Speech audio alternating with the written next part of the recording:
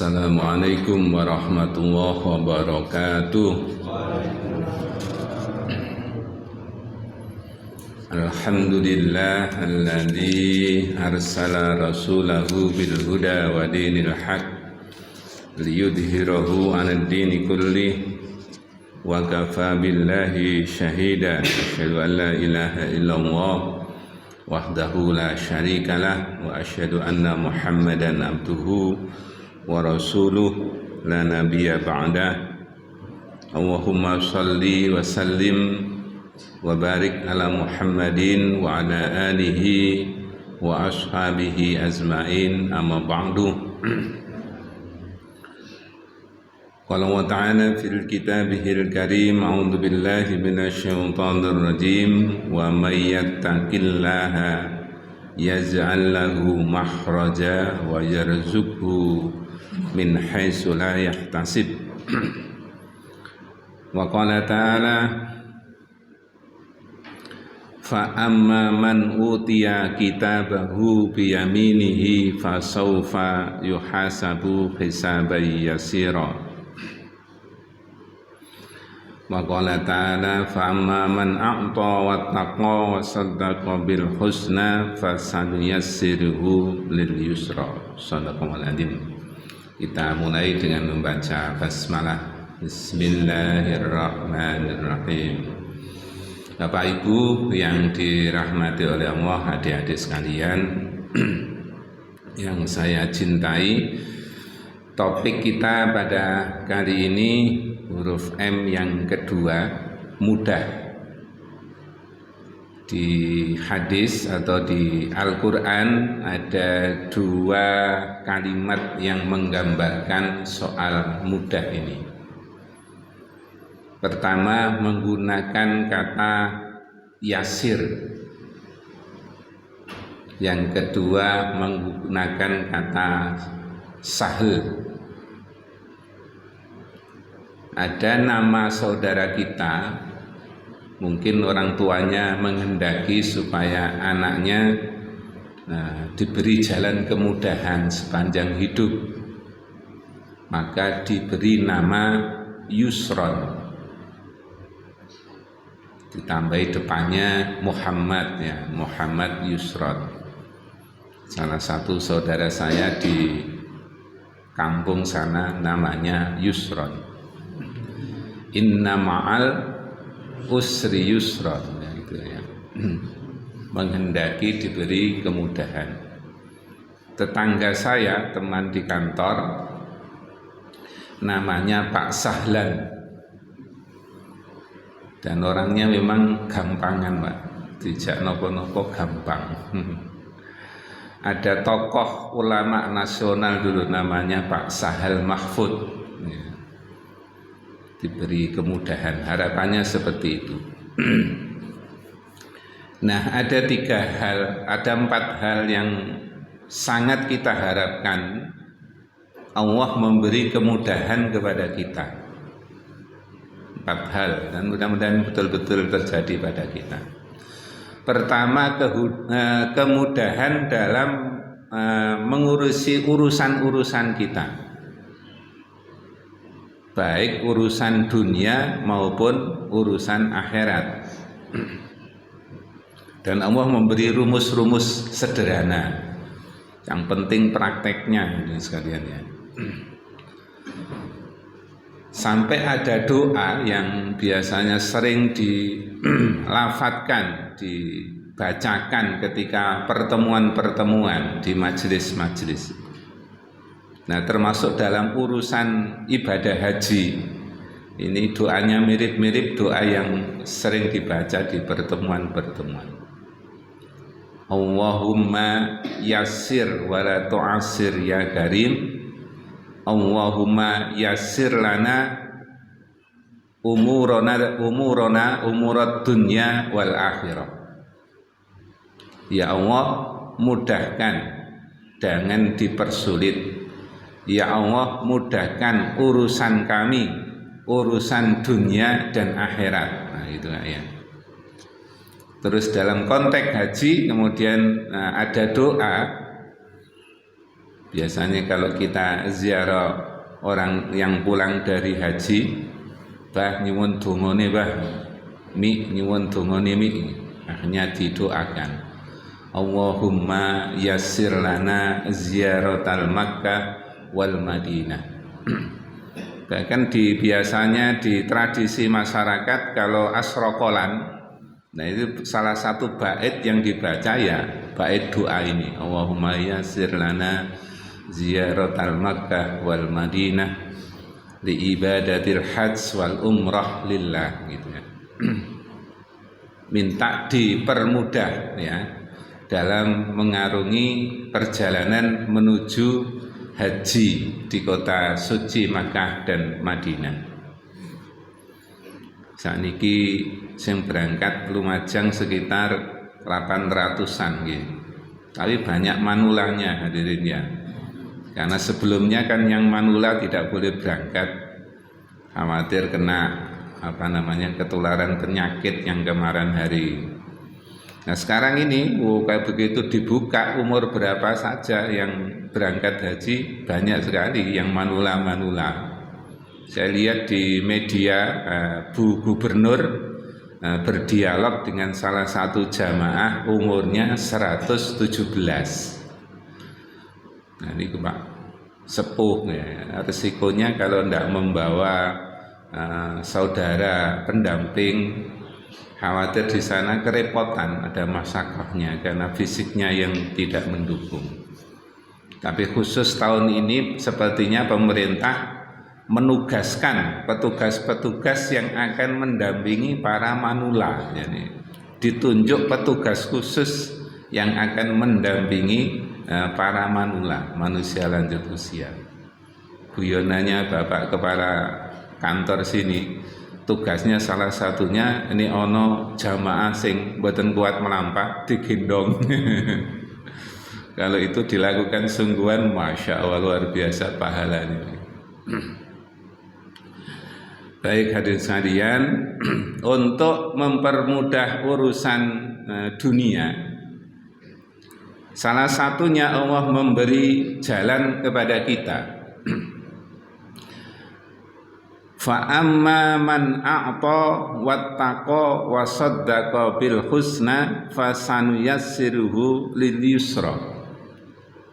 Surat Al-Lail ya, ayat 5 sampai ayat 7. Fa amma man a'ta, siapa yang jadi orang yang suka memberi dari sebagian hartanya, dadi wong sing luman, dadi wong sing dermawan, gampang memberi sesuatu dari rezekinya. Wattaqo, dan bertakwa kepada Allah Subhanahu wa taala. Wasaddaqa bil husna, dan membenarkan ya pahala-pahala yang terbaik, balasan dari Allah yang terbaik. Fasanuyassiruhu lil yusra, maka Allah akan menyiapkan kepada dirinya jalan lil yusra, menuju kemudahan. Jadi ini kepingin gampang urusan dunia niki nggih, dadi wong sing dermawan. Yang pertama niki dados tiyang sing dermawan, sing gampang mengeluarkan sebagian rezekinya untuk membantu saudara-saudaranya. Yang kedua, wattaqo, dan bertakwa. Kok niku nggih kok ditulis a'ta dulu baru wattaqo nggih. Padahal takwa niku begitu sangat pentingnya. Hubungannya dengan ini, Allah dalam surat yang lain menyatakan kepada kita, wa may yattaqillah, siapa yang bertakwa kepada Allah, yaj'al lahu makhraja, akan dibikinkan oleh Allah untuk dirinya, orang yang bertakwa kepada Allah itu, yaj'al lahu makhraja, jalan keluar dari kesulitan.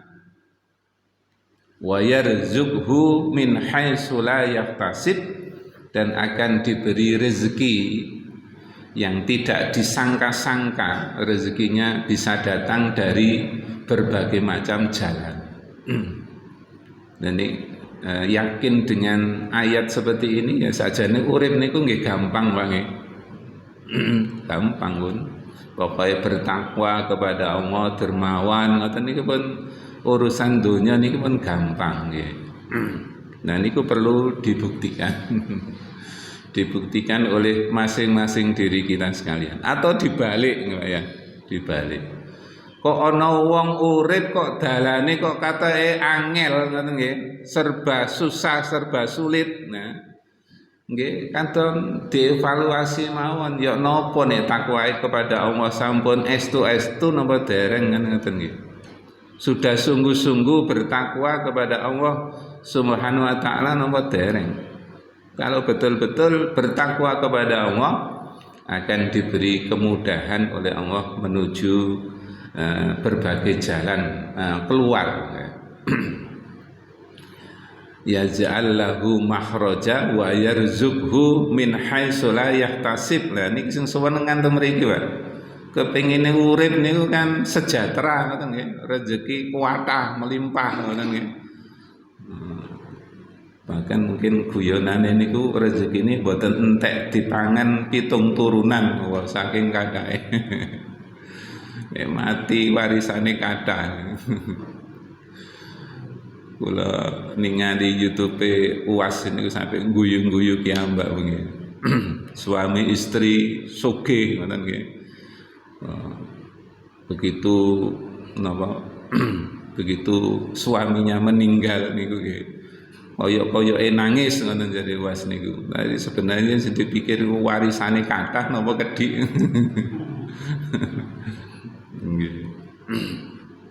Nah, itu urusan dunia.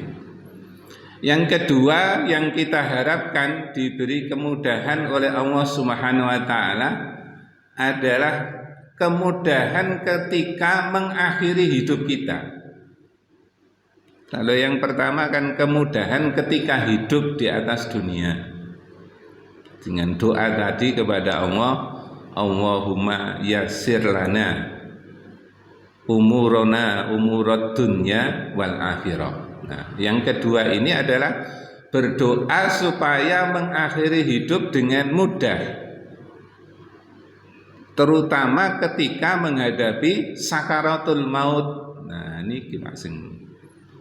Sakaratul maut itu kalau membaca literatur nih, buku-buku kadose gampang tapi akhirnya itu asalnya itu betapa sangat beratnya. Ya contohnya kalau membaca Sirah Nabawi sejarah detik-detik akhir meninggalnya Rasulullah Muhammad SAW begitu sangat beratnya. Padahal Rasulullah adalah manusia yang sangat istimewa, masih mengalami proses sakaratul maut yang berat. Malaikat pencabut nyawanya itu diutus oleh Allah Subhanahu wa taala mencabut nyawanya Rasulullah. Ngapunten dengan bahasa saya sendiri sungkan badhe nyabut nih, Pak. Sampai ada dialog saya baca di detik-detik meninggalnya Rasulullah Muhammad SAW itu, malaikat Israel datang kepada Nabi Muhammad itu memberitahu, saya kesini diutus oleh Allah untuk menyambut nyawa engkau ya Muhammad. Kalau kamu bersedia maka saya laksanakan. Tapi kalau kamu tidak bersedia, saya balik kepada Allah Subhanahu wa taala. Ngoten, Pak. Lah nek menghadapi kula jenengan kan mboten usah ditari, Pak. Wis wayahe langsung dilaksanakan perintah pun mboten wonten dialog malih. Kali Rasulullah berdialog. Maka dicabut nyawanya Rasulullah Muhammad SAW. Ketika sudah sampai di dada, Rasulullah masih mengingatkan, mewasiatkan kepada kita semua umatnya Nabi Muhammad, sholatukum, jaga sholatmu, jaga sholatmu. Adik-adik ya, kalau ada pertemuan gitu ya, mungkin bal-balan, mungkin karnaval, ojo lali sholat ya. Kadang-kadang wis sibuk dengan urusan dunia, lali terhadap sholatnya, terutama yang laki-laki. Laki-laki itu tidak ada alasan untuk tidak sholat. Saking gentingnya perang itu juga masih ada syariat sholat. Bukan hanya karena urusan perang kemudian tidak sholat, masih diperintahkan untuk sholat. Kaum perempuan memang ada waktu-waktu tertentu yang kita diberi keringanan untuk tidak sholat gitu ya. Nah, Rasulullah mengingatkan kepada kita detik-detik akhirnya, sholatukum, sholatukum, sholatukum, sholat kamu, sholat kamu, sholat kamu. Hadirin sekalian yang dirahmati oleh Allah, salah satu jalan kemudahan untuk mengakhiri hidup, tandanya adalah apabila malaikatnya datang kepada kita itu uruk salam. Seperti malaikat Israel ketika mau datang kepada Rasulullah, mau mencabut nyawanya Rasulullah, uruk salam, assalamualaikum warahmatullahi wabarakatuh, sampai diulang beberapa kali. Karena waktu itu Rasulullah sedang dalam keadaan sakit. Salam kedua tidak dibukakan pintunya, kemudian Rasulullah tanya siapa gerangan yang ada di pintu yang akan mau masuk. Seorang laki-laki tidak diperkenankan oleh Ibunda Aisyah untuk masuk karena Rasulullah dalam keadaan sakit. Terus Aisyah diberitahu oleh Rasulullah, bukakan pintunya, dia bukan orang laki-laki biasa, tetapi dia adalah malaikat Israel pencabut nyawa. Jenengan seumpama kok semerat terus bojone di sanjangi ngoten niku ya napa kira-kira, bojone napa mboten geblak kira-kira. Nggih. Nah niku hadirin sekalian, salah satu tanda kalau orangnya akan meninggal dunia dalam keadaan husnul khotimah, mengakhiri hidupnya dengan cara yang mudah, malaikatnya datang dengan wajah yang ramah dan uruk salam. Nah, ngoten. Terus mangke dalu nih wonten dalu-dalu terus wonten uruk salam, assalamualaikum. Nah niku jenengan tanglet teng bojone riyin, "Dik, sampean krungu ana wong uruk salam?" Nek bojone jawab, "Krungu Mas." "Oh, biasa nggih." Tapi nek uruk salam terus bojone tangleti, jenengan pirengah nek ana uruk salam, "Mboten." Wah, iku alamat. Tapi nggih seneng Pak asline, Pak. Kok datang ternyata uruk salam, nah itu berarti tanda-tandanya baik nggih.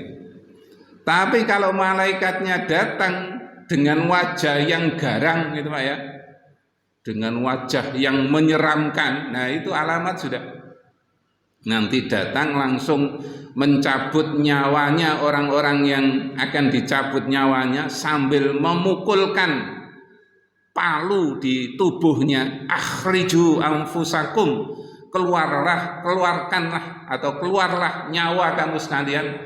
Lah itu berarti tanda-tandanya orang yang akan meninggal dalam keadaan su'ul khatimah, naudzubillah min dzalik. Nah, oleh Rasulullah kemudian kita dianjurkan untuk berdoa supaya pada detik-detik akhir itu kita diringankan, dimudahkan dalam urusan sakaratul maut. Doanya kan sampun hafal sedaya niku, doa selamat niku nggih. Niku mustajabah, kula nate mempraktekkan, ya Allah, betul-betul mustajabah kalau dilakukan dengan sungguh-sungguh.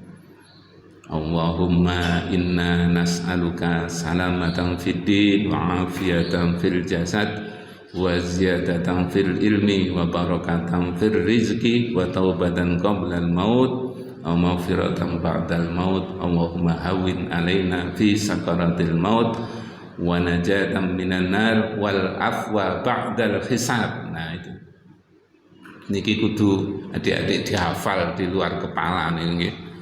Doa ini sangat penting, ini urusan dunia sampai urusan akhirat.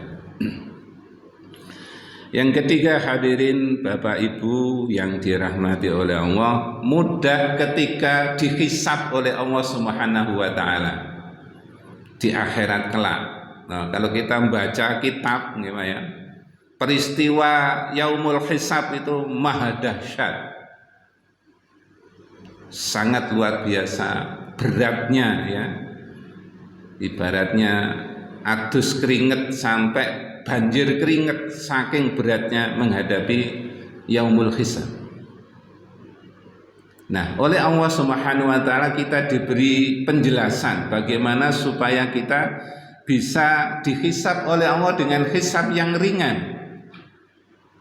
Salah satunya disebut di dalam surat Al-Insyiqaq ayat 7 sampai 8. Fa amma man utiya kitabahu biyaminihi fasaufa yuhasabu hisaban yasira.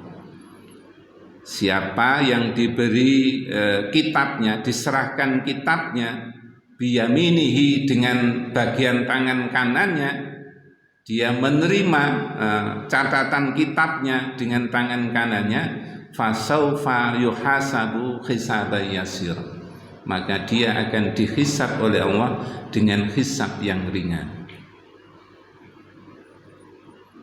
Ketika ini gimana membaca Yai Imam Khatib ketika membaca Al-Ghasyiyah, Al-Ghasyiyah di bagian akhir itu ada dialog antara imam dengan makmum, nah, tapi tidak dinyaringkan suaranya. Di bagian akhir itu kita berdoa untuk diri kita sendiri dengan kalimat Rabbi hasibni hisaban yasira, ya Allah hisablah aku dengan hisab yang ringan. Nah, salah satu cara untuk bisa dihisab oleh Allah dengan hisab yang ringan ditulis di sini dengan mendapatkan catatan kitab kita dari sisi bagian kanan kita. Berarti ini catatan-catatan yang baik, atau catatan baiknya lebih dominan, lebih banyak daripada catatan tidak baiknya. Maka kita dianjurkan sering-sering berdoa juga kepada Allah supaya dihisab dengan hisab yang ringan. Rabbi hasibni hisaban yasira, ya Allah hisablah aku besok di yaumul hisab dengan hisab yang ringan. Nah, salah satu hisab yang ringan itu juga ditentukan oleh ibadah sholatnya dan oleh harta bendanya. Amal yang pertama kali dihisab oleh Allah Subhanahu wa taala adalah sholat. Apabila sholatnya baik, maka amal yang lain akan dipermudah oleh Allah Subhanahu wa taala. Kalau amalnya, catatannya ternyata tidak baik, maka hisab berikutnya akan menjadi sangat berat. Nah, balik ya, seperti wasiat Rasulullah tadi, sampai detik-detik akhir diperintahkan, diwasiatkan kepada umatnya untuk menjaga sholatnya. Sholatukum. Yang kedua, hadirin sekalian, soal harta benda. Kalau harta bendanya terlalu banyak, ya, hisabnya menjadi sangat berat. Kalau harta bendanya tidak terlalu banyak atau bahkan menjadi orang yang fakir, hisabnya akan ringan. Tapi kan mboten enak dadi wong sing fakir miskin niku nggih. Rata-rata kan kepengin sugih. Boleh dongane niku nyuwun rezeki kepada Allah, rezeki yang sangat banyak gitu nggih. Allahumma inna nas'aluka ilman nafi'a wa rizqan wasi'an halalan thayyiban mubarakan fi. Padahal Rasulullah dongane kepengin dadi wong sing miskin. Dan jenengan ditanglati termasuk kula disuruh milih enak endi dadi wong sugih apa dadi wong fakir. Ya napa Pak? Rata-rata kan kepingin sugih Pak. Padahal hisabnya itu nanti berat. Maka besok yang masuk surga duluan itu adalah orang-orang yang fakir miskin. Sementara wong sing sugih-sugih sik antri belakangan gitu. Maka doanya Rasulullah itu kan sangat berat kalau mau kita contoh. Allahumma ahyini miskinan wa amtini miskinan wansurni fi zumratil masakin yaumal qiyamah. Ya Allah, hidupkan aku dalam keadaan jadi orang fakir miskin, matikan aku dalam keadaan menjadi orang yang fakir miskin, dan besok giringlah aku dalam barisannya orang-orang yang miskin. Karena orang yang miskin itu akan masuk surga duluan dibanding dengan orang yang sugih. Nah, ini berarti Pak. Yang terakhir hadirin sekalian, keinginan kita mengharapkan supaya kita dipermudah untuk masuk dalam surganya Allah Subhanahu wa taala. Sampai ada hadis, ini hubungannya dengan menuntut ilmu. Man salaka tariqan yaltamisu fihi ilman sahhalallahu tariqan ilal jannah. Siapa yang merintis jalan untuk mendapatkan ilmu, mencari ilmu di situ, kok diberi kemudahan, dibangunkan madrasah, dibayari SPP-nya gitu ya, digratiskan dan seterusnya. Syahalallah, Allah akan memberi kemudahan lahu bagi dia tariqan ilal jannah, jalan menuju surga. Jadi kita perlu menyemangati Pak ya, kepada siapa saja yang masih membutuhkan uluran tangan untuk mendapatkan ilmu, yang sekolah, yang ke pondok, yang ke madrasah, itu balasan Allah adalah sahhalallah, Allah akan memberi kemudahan tariqan ilal jannah, jalan menuju surga. Sebagai penutup hadirin sekalian, mudah-mudahan ini juga bisa kita lakukan. Dua hadis nih. Hadis yang pertama ini kita diberi peringatan. Kalau kepingin dipermudah oleh Allah, maka permudahlah urusan orang lain. Wa may yassara ala mu'sirin yassarallahu alaihi fid dunya wal akhirah. Barang siapa yang mempermudah ala mu'sirin, atas kesulitan yang dihadapi oleh saudara kita, yassarallahu alaihi, maka Allah akan memberi kemudahan baginya fid dunya wal akhirah, diberi kemudahan dalam urusan dunia dan akhirat. Dadi wong iku mboten angsal kok mempersulit urusan orang lain. Nah, dunia birokrasi sekarang ini alhamdulillah sudah berubah nggih, mboten kados riyin.